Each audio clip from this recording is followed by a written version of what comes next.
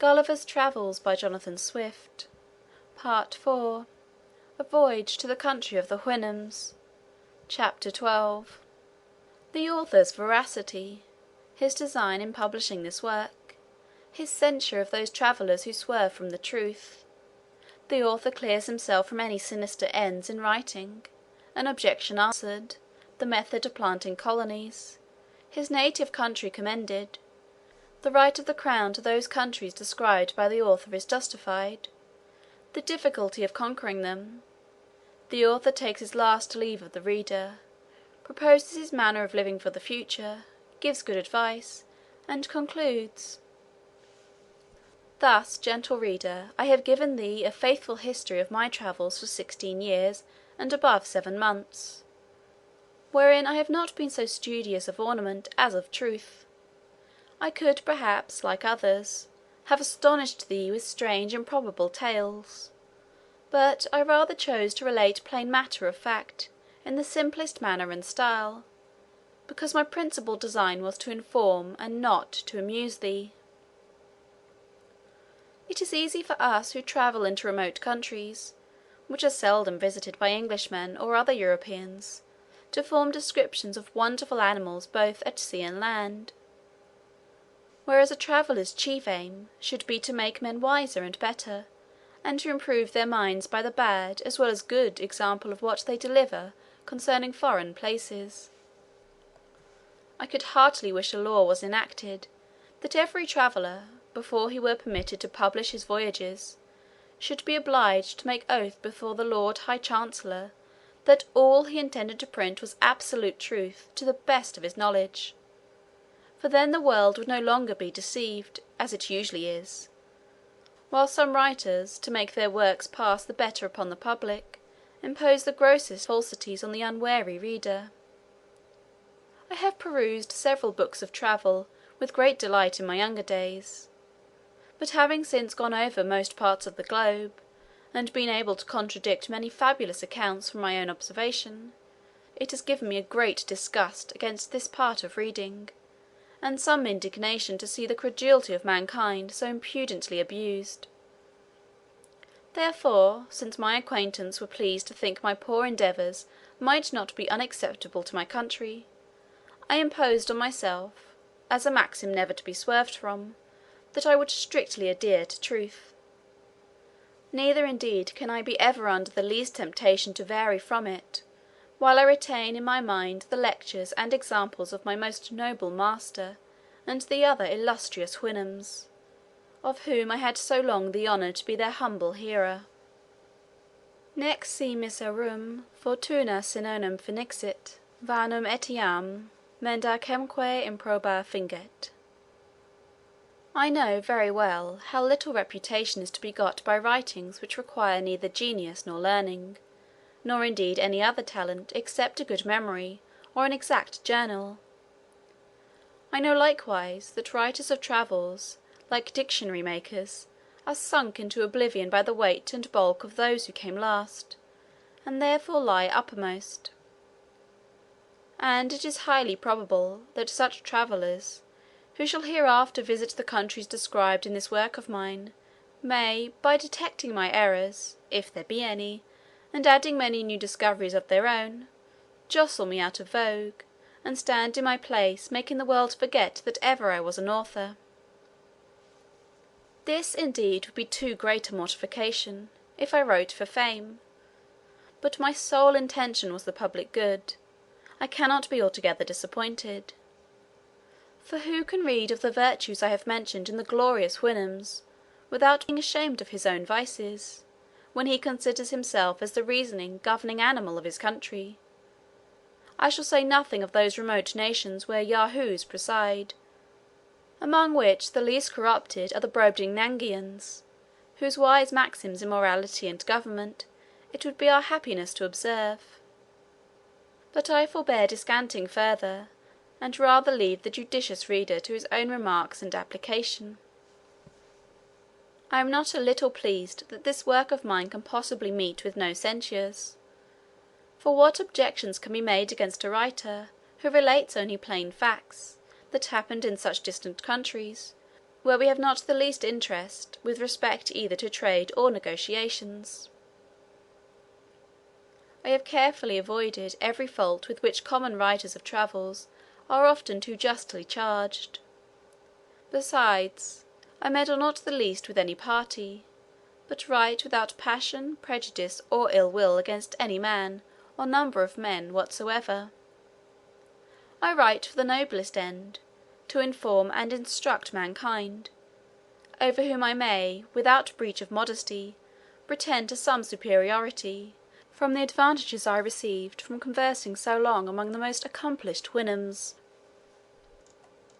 I write without any view to profit or praise.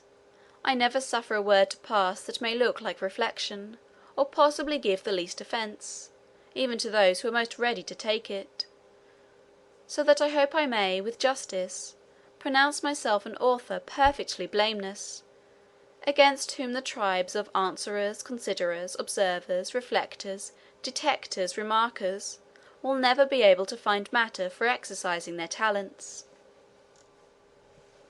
I confess it was whispered to me, that I was bound in duty, as a subject of England, to have given a memorial to a secretary of state at my first coming over, because whatever lands are discovered by a subject, belong to the crown. But I doubt whether our conquests in the countries I treat of would be as easy as those of Ferdinando Cortez over the naked Americans. The Lilliputians, I think, are hardly worth the charge of a fleet and army to reduce them; and I question whether it might be prudent or safe to attempt the Brobdingnagians, or whether an English army would be much at their ease with the flying island over their heads. The Houyhnhnms indeed appear not to be so well prepared for war, a science to which they are perfect strangers, and especially against missive weapons. However, supposing myself to be a minister of state, I could never give my advice for invading them. Their prudence, unanimity, unacquaintedness with fear, and their love for their country, would amply supply all defects in the military art. Imagine 20,000 of them breaking into the midst of a European army, confounding the ranks, overturning the carriages, battering the warriors' faces into mummy by terrible yerks from their hinder foots; for they would well deserve the character given to Augustus, recalcitrat undoque tutus.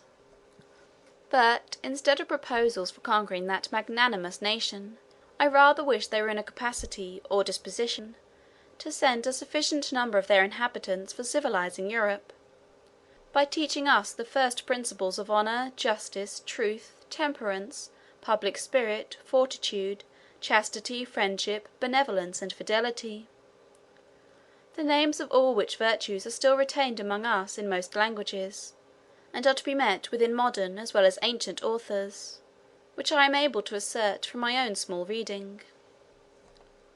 But I had another reason, which made me less forward to enlarge his majesty's dominions by my discoveries. To say the truth, I had conceived a few scruples with relation to the distributive justice of princes upon those occasions.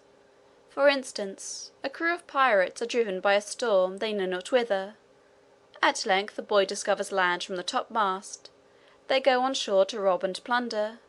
They see a harmless people, are entertained with kindness. They give the country a new name. They take formal possession of it for their king. They set up a rotten plank, or a stone, for a memorial. They murder 2 or 3 dozen of the natives, bring away a couple more by force for a sample, return home, and get their pardon. Here commences a new dominion acquired with a title by divine right.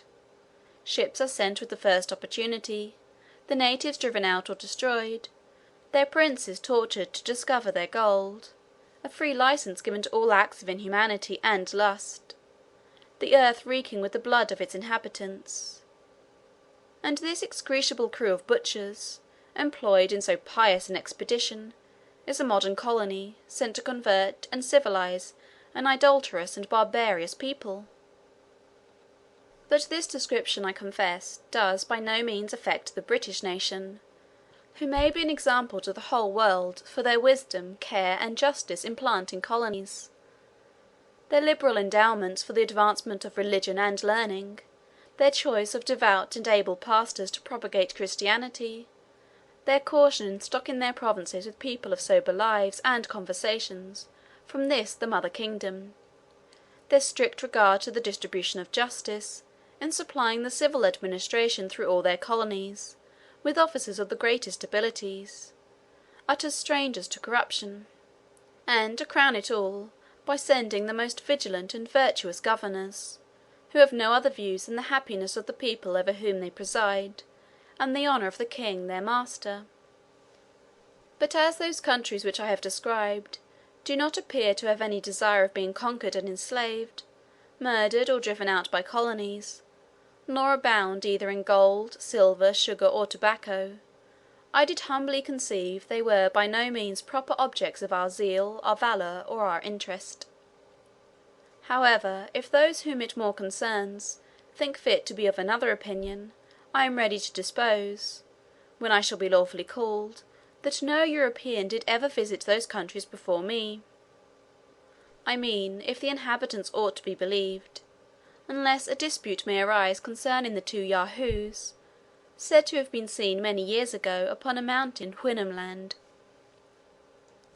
But as to the formality of taking possession of my sovereign's name, it never once came into my thoughts; and if it had, yet as my affairs then stood, I should perhaps, in point of prudence and self-preservation, have put it off to a better opportunity.